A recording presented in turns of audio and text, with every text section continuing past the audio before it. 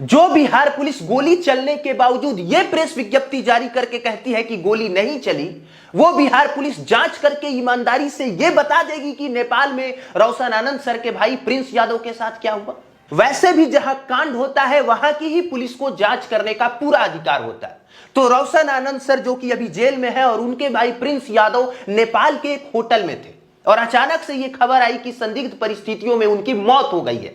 अब उनके साथ क्या हुआ यह किसी को नहीं पता। जब पोस्टमार्टम रिपोर्ट निकल के सामने आएगा तब पता चलेगा कि उनके साथ क्या हुआ। लेकिन सोचने वाली बात यह है कि एक भाई जेल के अंदर बंद है रोशन आनंद सर, और एक भाई प्रिंस यादव नेपाल में थे। और नेपाल में ये इसलिए थे क्योंकि जो खान सर के द्वारा एफआईआर दर्ज कराया गया था उनकी टीम के द्वारा रोशन सर का भी नाम डाला गया था, उनके भाई प्रिंस यादव का भी नाम डाला गया था। एक भाई तो जेल में चला गया, प्रिंस यादव इसलिए फरार हो गए क्योंकि उनको लगा कि अगर हम भी जेल में चले जाएंगे तो फिर लड़ाई कौन लड़ेगा। ये बेचारे फरार थे, सोच रहे थे कि हमको भी एंटीसिपेटरी बेल मिल जाए या बाहर बाहर हमें भी जमानत मिल जाए।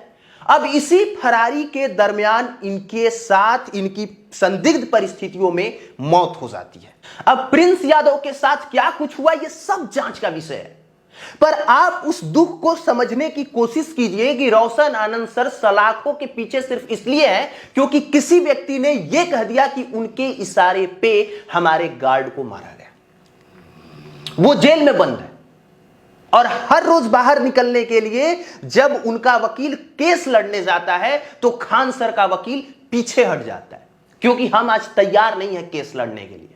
और इस वजह से रोशन सर को अभी तक से बेल नहीं मिल पाया और तब तक से उनके भाई के मौत की खबर सामने आती है।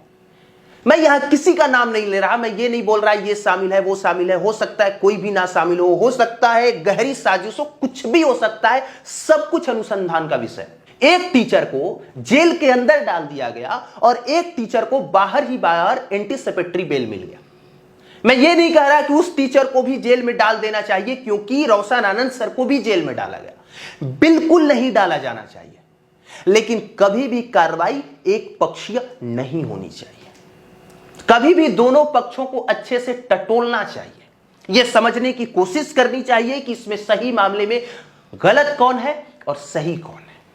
एक कोचिंग संस्थान जिसका ऑनलाइन बहुत ज्यादा नाम नहीं था, बहुत ज्यादा लोग नहीं जानते, रोशन आनंद सर के बारे में आप पूछने जाइएगा तो मुसल्लापुर हाट का एक एक बच्चा जानता है, बाजार समिति का एक एक बच्चा जानता है, जितने बच्चे आपके गांव से दारोगा एसपी या बिहार पुलिस की तैयारी करते होंगे हर एक बच्चा जानता है।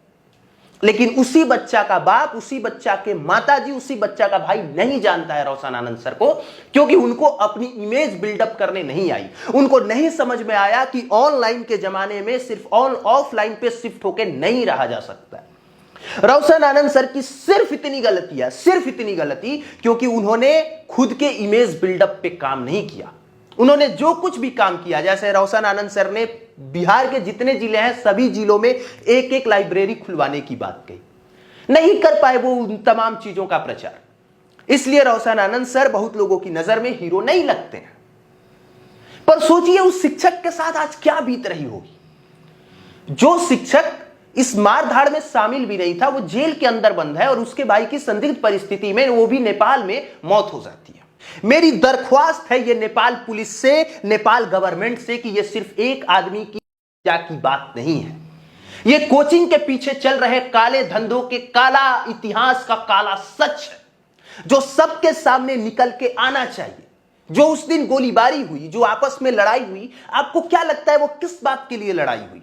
इस बात के लिए लड़ाई हुई कि हम कम पैसों में बच्चों को पढ़ाते हैं। नहीं, हम कम पैसों में बच्चों को पढ़ाते हैं। हमारा पोस्टर ज्यादा दिखेगा तो हमारा पोस्टर ज्यादा दिखेगा। इमेज बिल्डअप के लिए लड़ाई हुई। तो ये जो काला सच है कोचिंगों के पीछे चलने वाले, उसका सच सबके सामने आना चाहिए।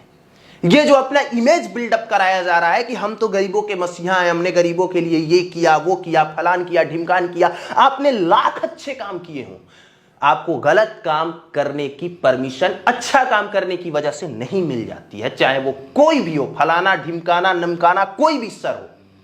अगर आप समाज में तमाम अच्छे काम करते हैं, इसके बावजूद आपको गलत काम करने की इजाजत यह समाज नहीं दे सकता है। और इस चीज को, इस सच को सबको समझना पड़ेगा। इंतजार कीजिए उस रिपोर्ट का कि उस रिपोर्ट में क्या आता है और जांच करने के बाद क्या सच निकल के सामने आता है और क्या जांच सही तरीके से हो भी पाती है या वो भी दब जाती है।